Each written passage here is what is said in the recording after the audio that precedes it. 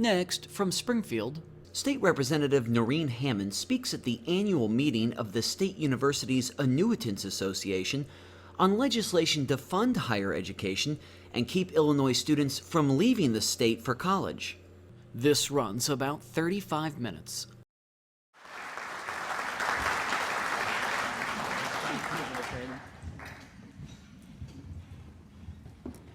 Good evening. It is indeed a pleasure to be here, and an added bonus to be introduced by my friend and my constituent, Nick Pano, who I think the world of.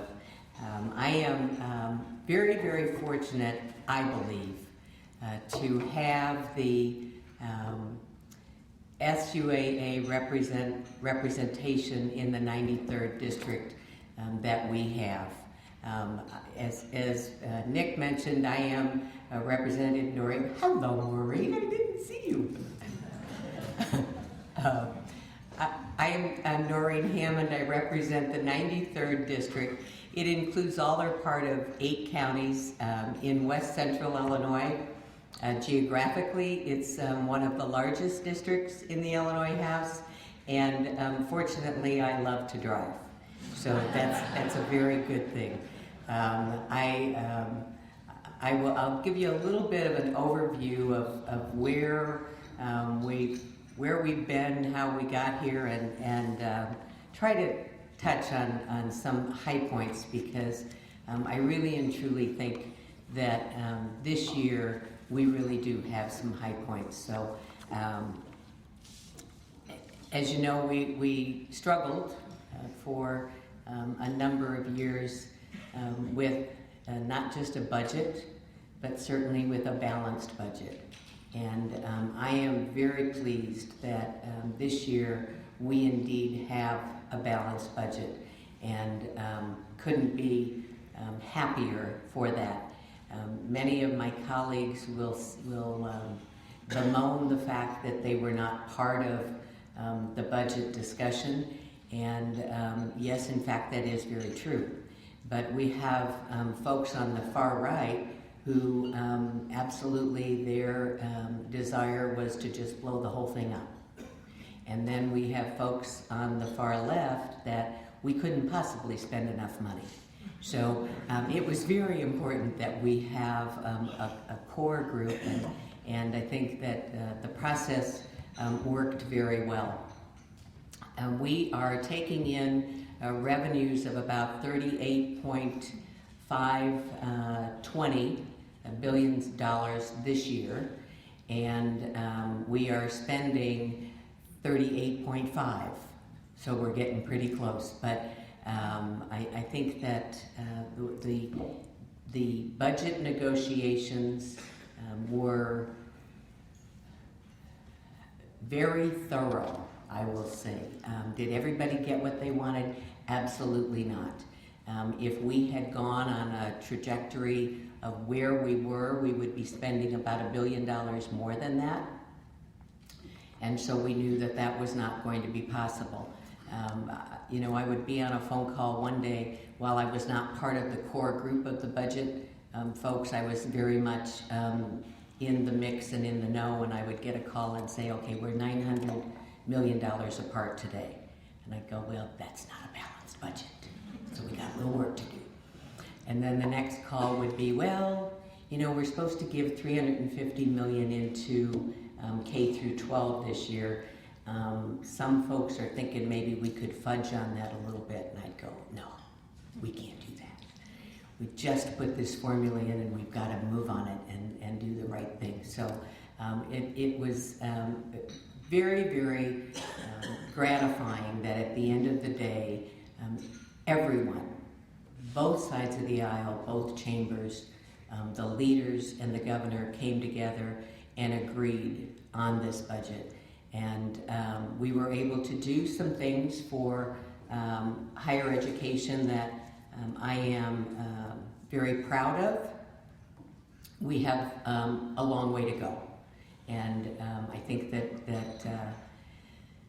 I get the sense among, I will go so far as to say the majority of my colleagues, that particularly those of us that represent higher education, and frankly, who doesn't?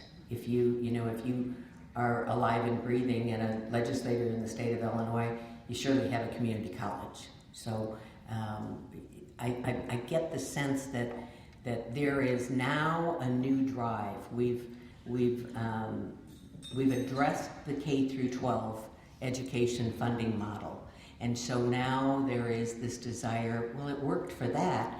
Maybe we can begin to look at higher education and look at it and see, how are we funding it and how can we do a better job? And so I'm very, very encouraged. The higher education working group that I am a part of, and I say that in the present tense because we have not disbanded, and quite frankly, I don't think this group will ever disband. And it has been an experience unlike any other that I have been through in the General Assembly. It is a working group that is bipartisan, bicameral. There are 12 legislators that are members of this. We, of course, have our research staff that help us in drafting legislation and bringing ideas together. When we started down this path, and I have to give kudos to Senator Pat McGuire because he is the gentleman that put this all together. Pat recognized the need that we had to do something, we had to do better for higher education, and he has been incredible to work with. Do we always agree, all 12 of us? No, but we disagree respectfully, and that's what's important. And at the end of the day, we have been able to put together a package of legislation that we have been successful in passing many of those measures, and we continue through the summer and the fall to work on some issues that we still have ahead of us. As you can imagine, there are some things that the federal government went, yeah, no, I don't think so. So we have a little ways to go, but I'll just kind of highlight some of the legislation that was passed. And I could give you bill numbers, and I'm happy to give those to you, but there's not going to be a quiz after this is over, so it really means nothing. But if you want those, I'm happy to share those with you.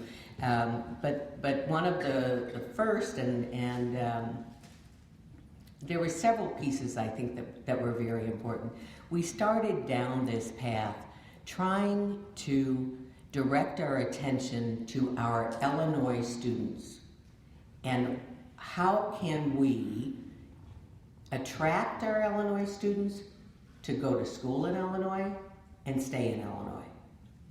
And that was the mission that we started out with.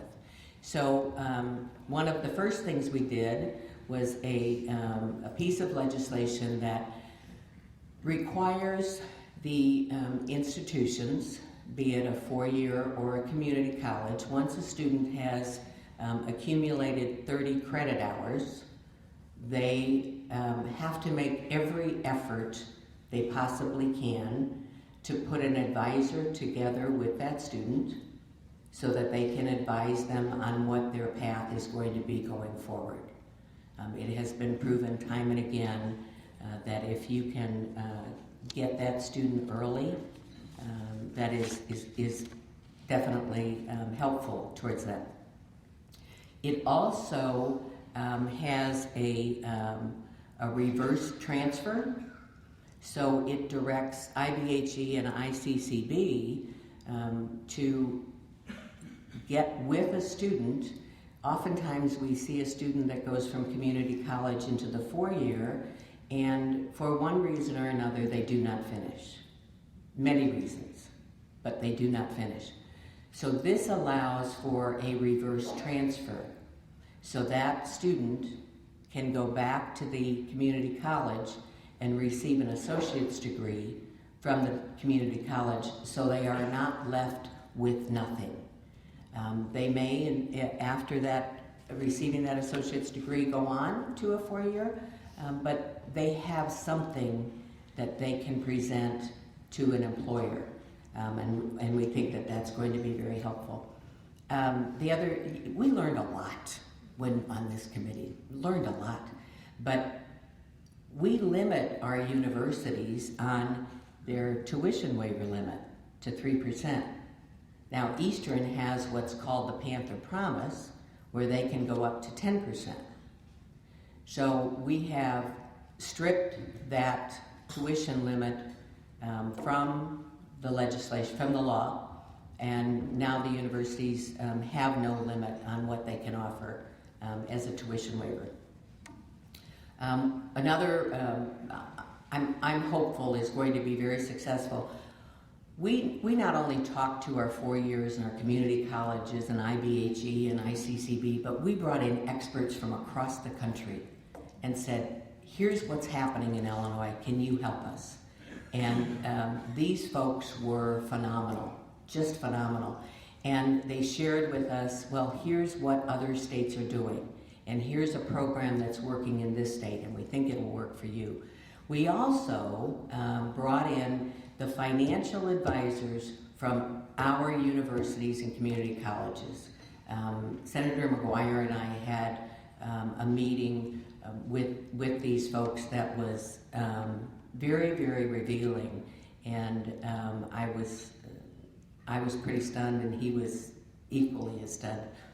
But one of the things they suggested is a 4-year MAP program, so that if a student understands that as a freshman they are going to receive X number of dollars in their MAP, that if nothing changes, if they anticipate no changes in their income, then going forward they will have to, of course, fill out their FAFSA as they normally would, but if nothing changes, they can assume that they will have that same MAP amount as a sophomore, a junior, and a senior.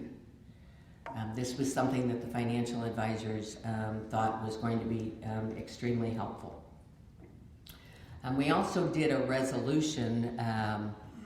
We have the Illinois, many of you are familiar with the Illinois Articulation Agreement, but there seems to be this mismatch between, what's the course at this university or community college, and what does it transfer to this one?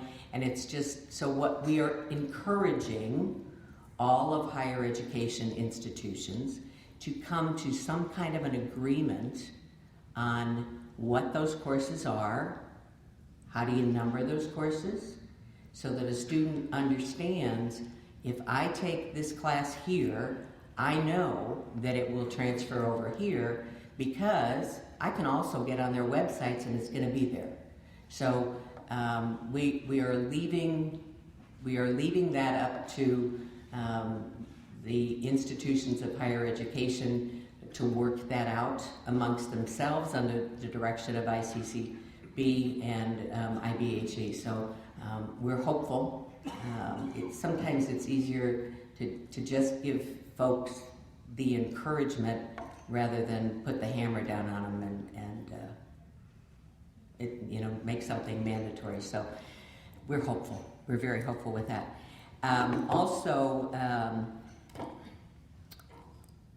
One of the entities that I'm particularly excited about, we worked very hard on this, and it took a lot of work and a long time, and I will tell you that our staff worked very long hours, and when they were taking the 8th rewrite to Legislative Research Bureau, they were not looked on kindly.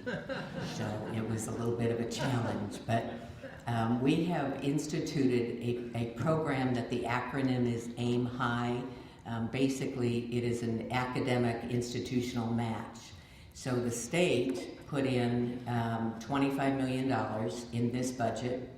That becomes a $50 million program because it's a dollar for dollar match within higher education.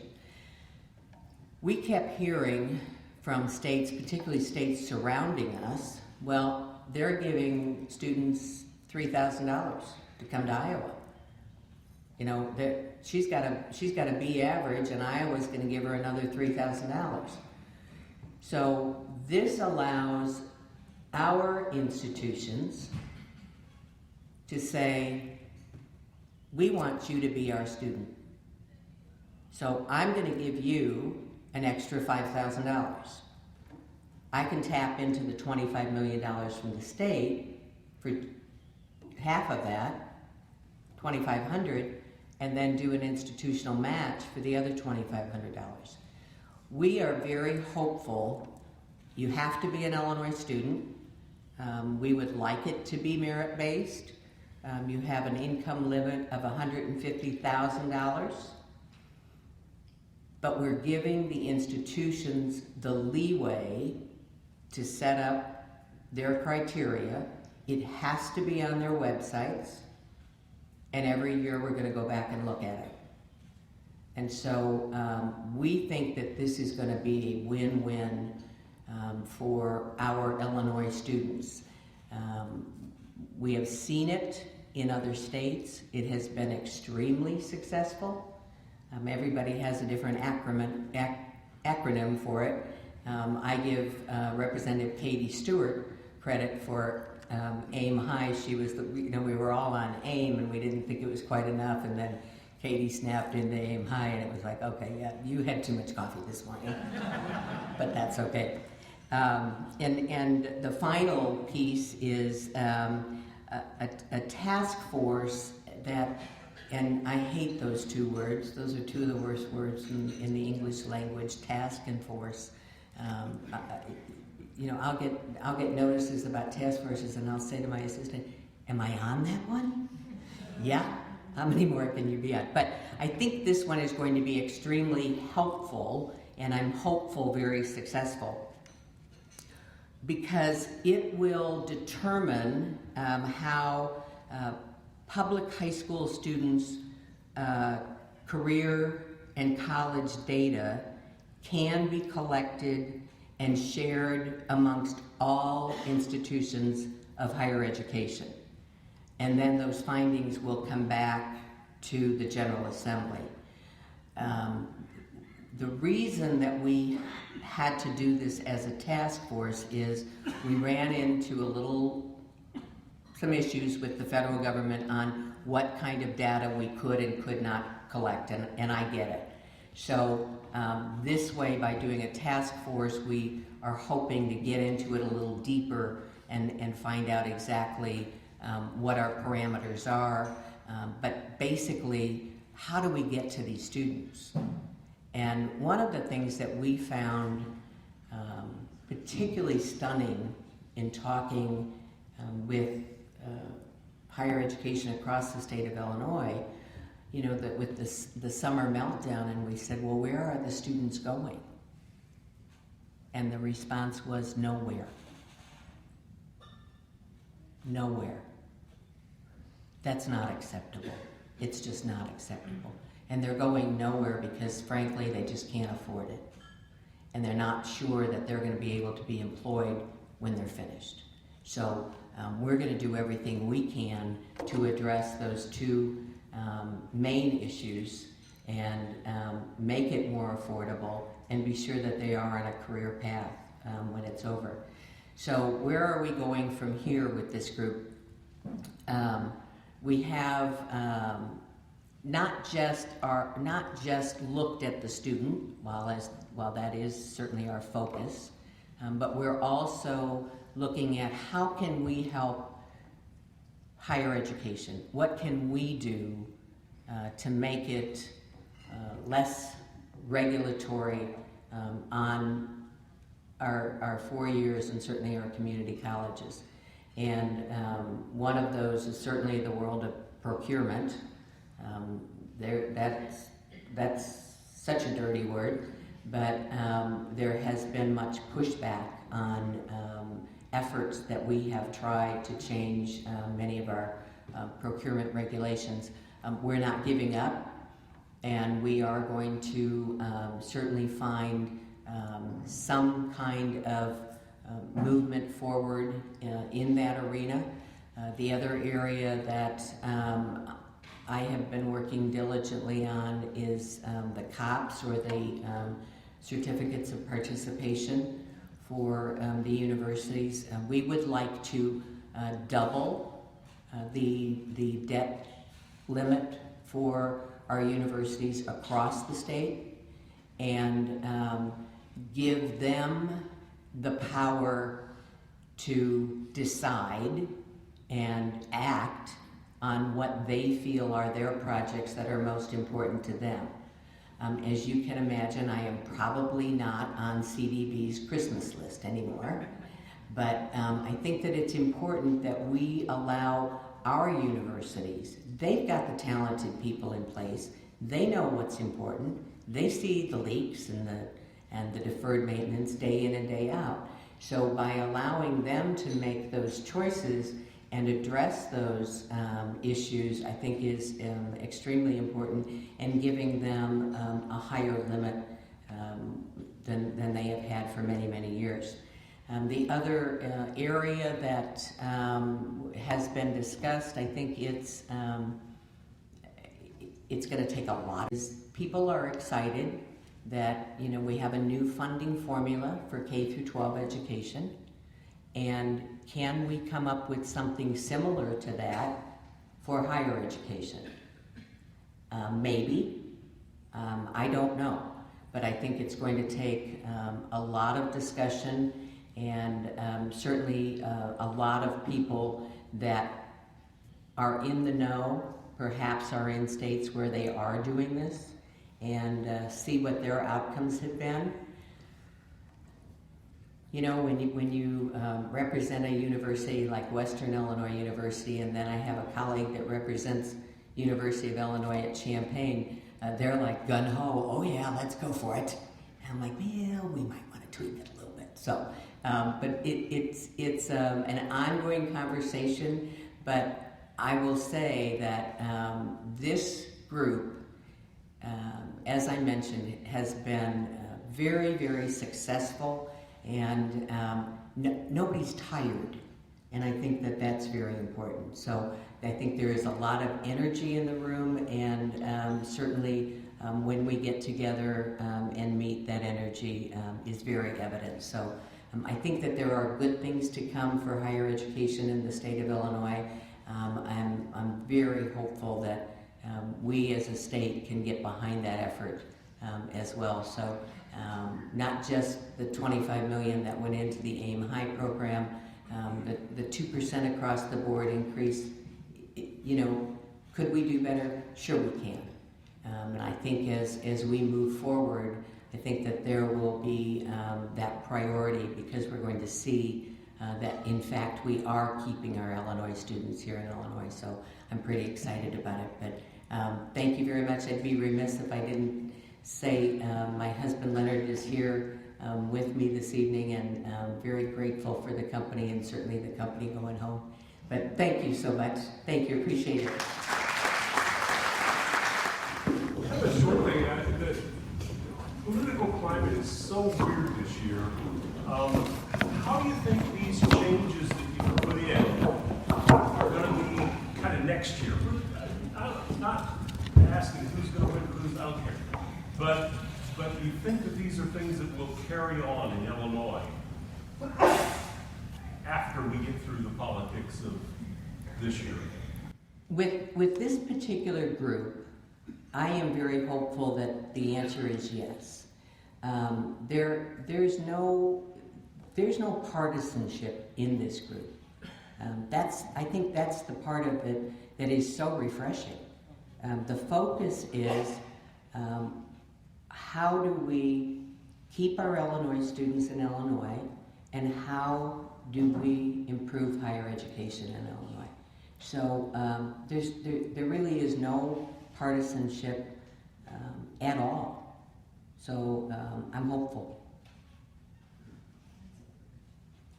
Yes, sir.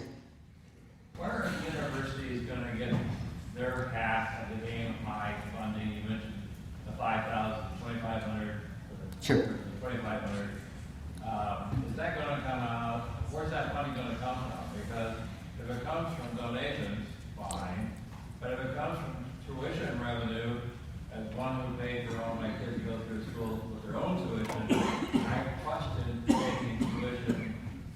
those who can afford it to give waivers to those who are awarded. If you're going to award tuition, it should be funded by the state, not by kids paying tuition. The intention is that it would come from their institutional funds or a tuition waiver, not to take money from one student to give to another. That's not the intention at all. Define institutional funds. Where do they come from? Not their general revenue funds. Not general revenue. Correct. They come from tuition. I'm sorry? They come from tuition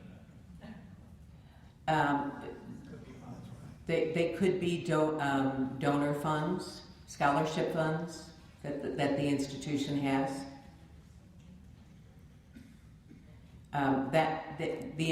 The intention is to encourage the universities to use those funds to attract Illinois students.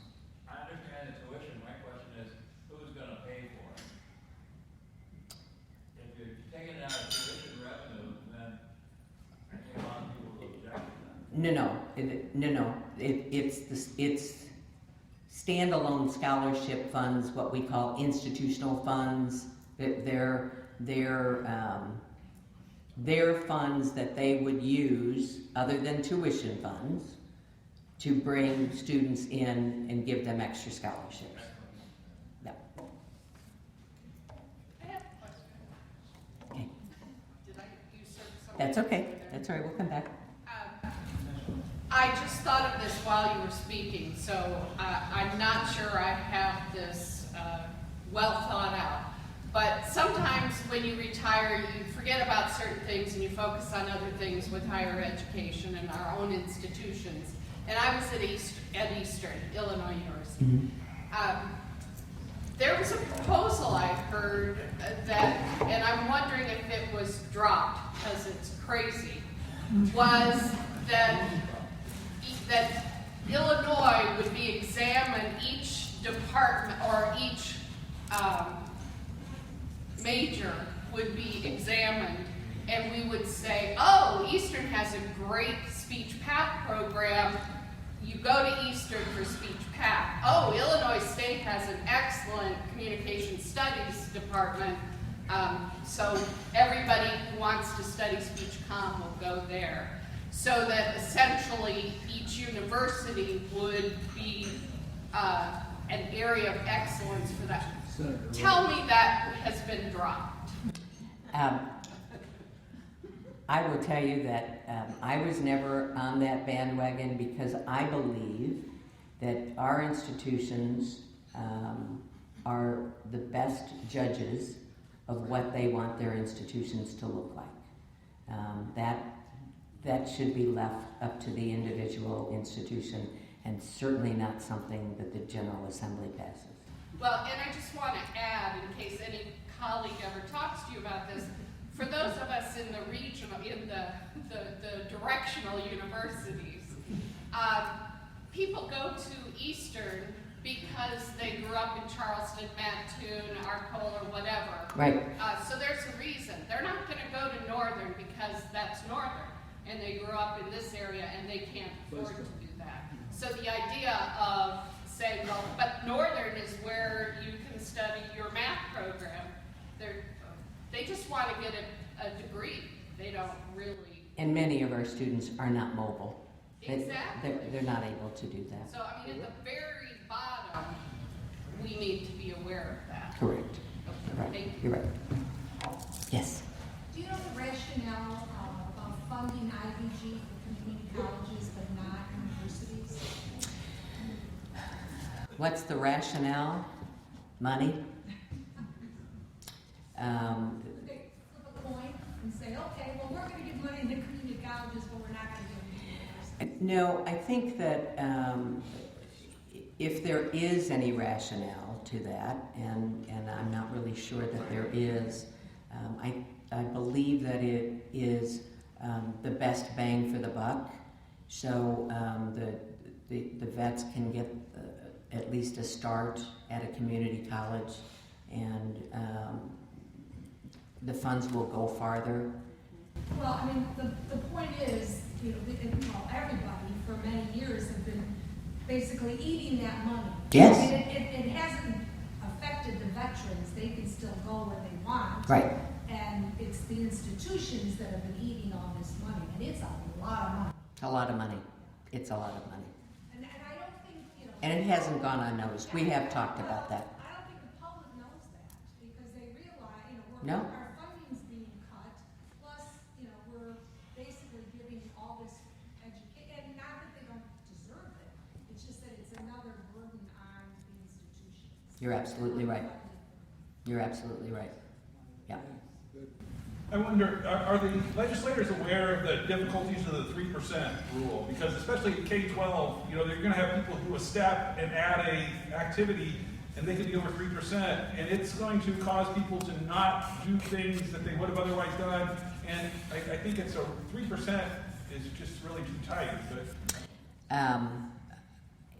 And I will tell you that I was surprised when I saw that in the budget. And as I explained it earlier, and I have used this analogy before, it's like ordering your favorite entree. And you get your favorite entree. You've got a balanced budget. And somebody puts canned peas on your plate.